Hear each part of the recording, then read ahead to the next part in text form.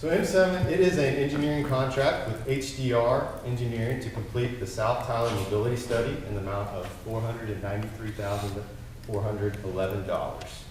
So a few questions to kind of answer as we talk about this is, what is the study area? Why this study, and what is maybe a little different about this study? So first, here on the map, the area in blue, surrounded by blue, is our study area.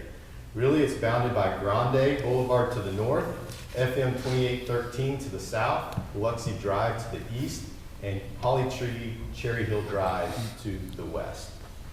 South Broadway, as we know, it's actually 47th on the most congested roadways in Texas. So there and there's a lot of undeveloped area.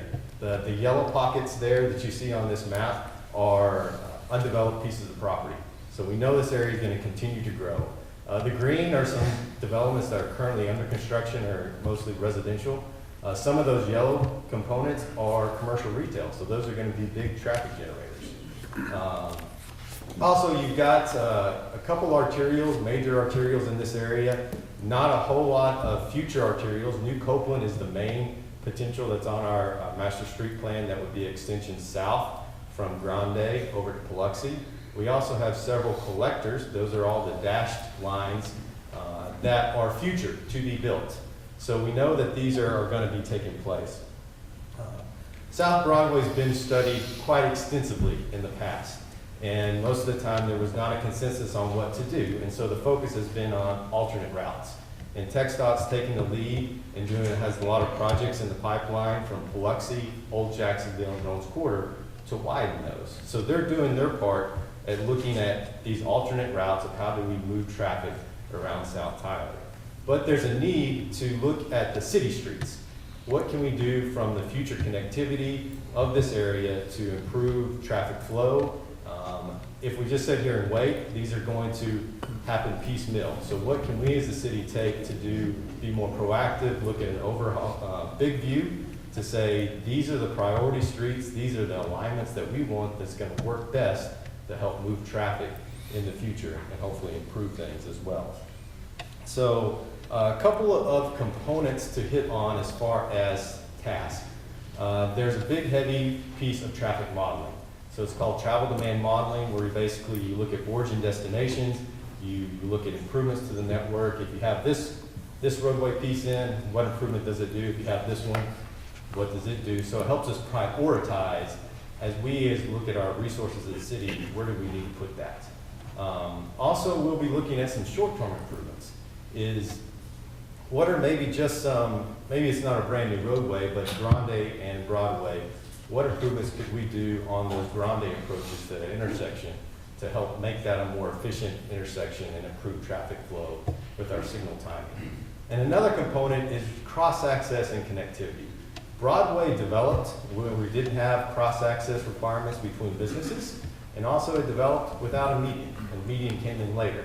So you end up with a lot of times, if you want to go to the adjacent property, you have to go out on Broadway, go down and go in another driveway.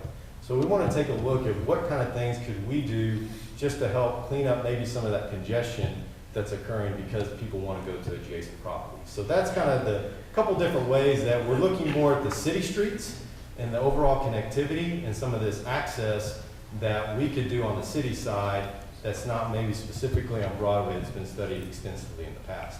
And that's kind of the goal, and give us some prioritization for hopefully improving things in the future. So it is recommended that City Council authorize the city manager to execute an engineering contract with HDR Engineering to complete the South Tyler mobility study in the amount of $493,411. Cameron, it was about a month or so ago, we had that open house with TxDOT down at the police substation down south. And they're about to do a lot of work on this section of Broadway and then going even further south from there. Where does this study fit into what they are doing? Is it going to be done before they finish their project, during their project, or what are we doing with TxDOT to coordinate work on that? Sure. So the TxDOT project that they're looking at on South Broadway Includes some median work on South Broadway, and then really the additional of a third lane south of Cumberland, and some additional improvements through that area. I believe currently that project's not slated till probably 2028 or beyond that before they actually do any of those improvements. But as part of this study, we'll be looking out, say, 2033 or longer. And what we'll do in the modeling piece is we'll assume that those TxDOT improvements are in place. Okay. And then as we add in these city pieces, how does that affect the network and any changes that we need to make to our street network that we see happening in the future. So we'll be taking into account those improvements TxDOT and then giving us some guidance going forward. Good. I didn't want us to do a study and then in 5 years it's obsolete because TxDOT has come in and completely changed what we've studied. So, okay, that's good. Thank you, Cameron. You know, this study is kind of a aftermath of Waldron. And when we did talked about the Waldron deal and talked about putting that on the master street plan, everything was conceptual. So it was just kind of that idea that we're gonna get from point A to point B. And so it's just kind of a Crayola on a map. And as we all know, that didn't turn out so well.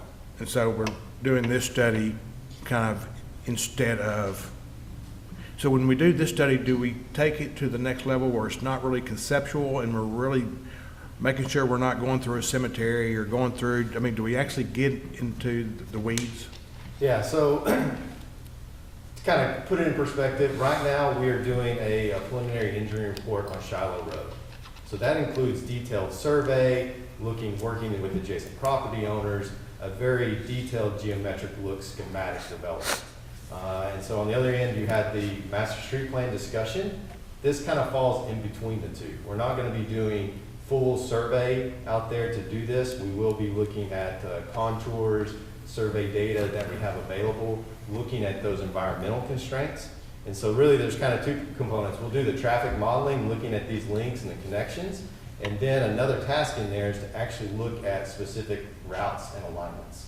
So then you'll be looking at, hey, what is a environmental constraint that we can't go through, or here are wetlands or different alignments and topography that makes a better connection. Or we'll look at where these streets intersect on, say, Cumberland or on Biloxi. Are these the ideal locations? And that's another goal, is if we can go in there and better tie these down as a city and say, this is where we want it to connect, when those developments come in, we're not sitting there waiting on them to kind of tell us what maybe works best for them or what they want to do. We've already studied that, and we've gone to that next level to help give us. So at what point do you actually talk to landowners, or so that we all of a sudden they don't see a map with a road going through their property and they're not aware of it? Absolutely. So we have included tasks within this scope for stakeholder engagement. So as we're looking at some of these bigger tracts of land and we start putting things on paper to go sit down with them and talk with them about, this is what we're seeing, what are you planning, how does this fit with your plan, how can we make these things work together? So we have included tasks within this scope of work to do that. Okay. Any other questions for Cameron? Cameron, a few years back, BC, before COVID, or before Cameron, we did the 69 Broadway study with TxDOT, which we didn't go through with, so we decided not to widen Broadway. But a lot of that had to do with intersection modification. You mentioned like Grande and Broadway, and how to make those intersections faster, quicker, better. Are you able to access that information from that study from 5 years ago with TxDOT? So I have gotten some of the public engagement piece, I believe, from that study, but we will, as we dig into this deeper, we will definitely pull as much information on the past of what has been done and studied and looked at, absolutely. Okay. Thank you. Okay. Move to approve M7. Second. Got a motion by Curtis, second by McKellar. Any further discussion? All those in favor say aye. Aye. Opposed? Motion carries. Thanks, Cameron.